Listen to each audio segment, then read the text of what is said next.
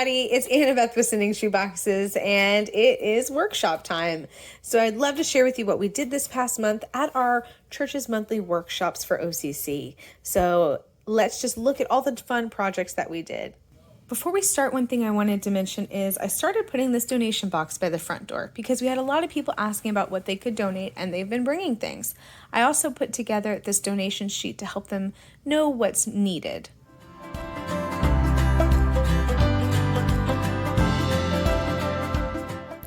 So counting things is a really big help to our team just to keep track of inventory. So here we had everybody just count the pins that we had received, and we put them in packs of 50.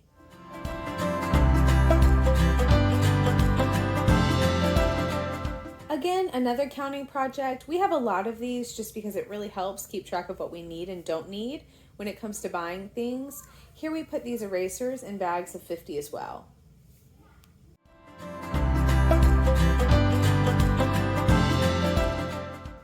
I had found these really great foam heart stickers at Hobby Lobby after Valentine's Day clearance, and we got a ton of them. So we had our volunteers put them in little baggies, and we ended up deciding to put 30 in a bag. So these will be great little fun filler items for our end of the year packing party.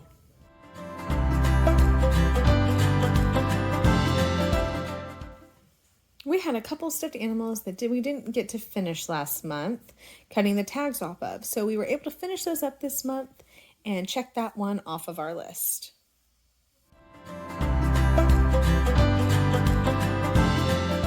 So this project takes a couple of workshops to fully complete, but the first stage of this project is cutting out the tic-tac-toe games out of the paper. And these two wonderful ladies sat there and did this for quite a while, and it was so appreciated. But then we can move on to the next step, which will be laminating them.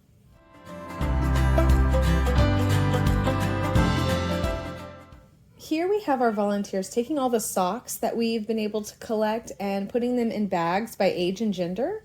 We didn't have a ton this time around, but I know we have some coming up at the next workshop too.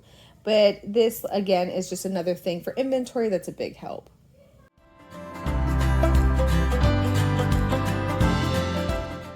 We ended up getting all of these Hot Wheels donated. So at the workshop, we unboxed them all and just got them prepped for the packing party. But it was a wonderful blessing. Somebody gave these to us for free.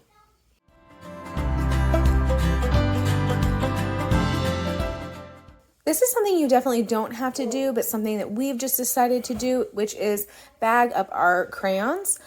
We put them in plastic bags just in case they happen to melt.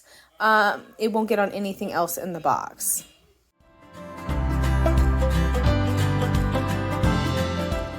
We found these water shoes on sale for $1 each at after Christmas clearance, I'm pretty sure. And we decided to keep it as a workshop activity. So we had our volunteers put a rubber band around them to keep them together. And we had them put them in bins according to their size and gender. So they would be ready whenever it came time to pull them out for our end of the year packing party. This didn't take very long. It was a quick workshop activity, but super helpful.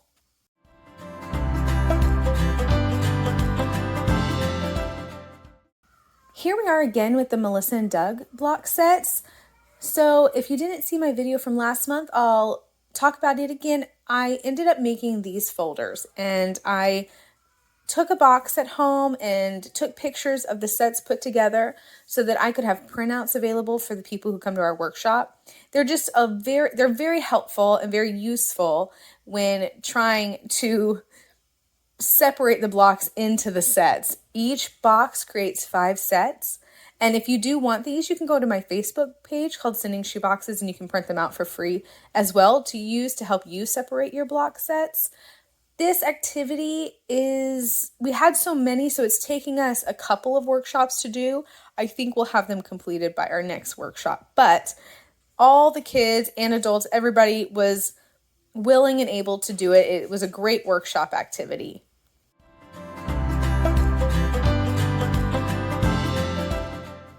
Somebody donated a very large tub of Legos to us, and while we like to always send new items, Legos are one of those things we're going to take apart, we're going to wash them, let them dry and see how they look. Now, of course, if these do not look new and they don't look like it's something we can send, we can donate it elsewhere.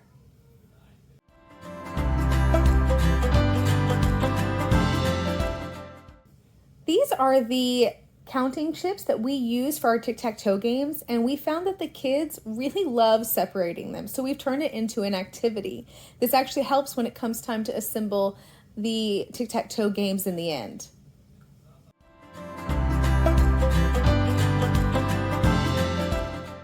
We had a couple decks of cards that we still didn't finish from the last workshop. And what we do here is we take a deck of cards and put it in a bag. And we also have some printout instructions on different fun card games for the kids who receive these. The instructions come in a couple different languages, and you can find these on my Facebook group as well.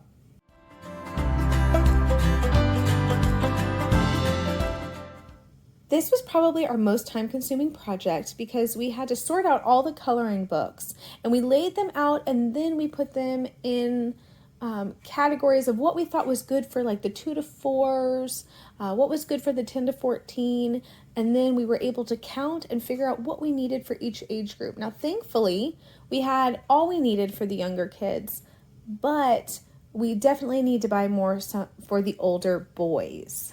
Now, we know what to shop for, and that's why this is so helpful. This took most of the workshop to do, but it is going to be so immensely helpful in the long run. So thank you guys so much for watching. This was the last project of this workshop, but I look forward to sharing our next workshop with you guys. Y'all have a blessed day.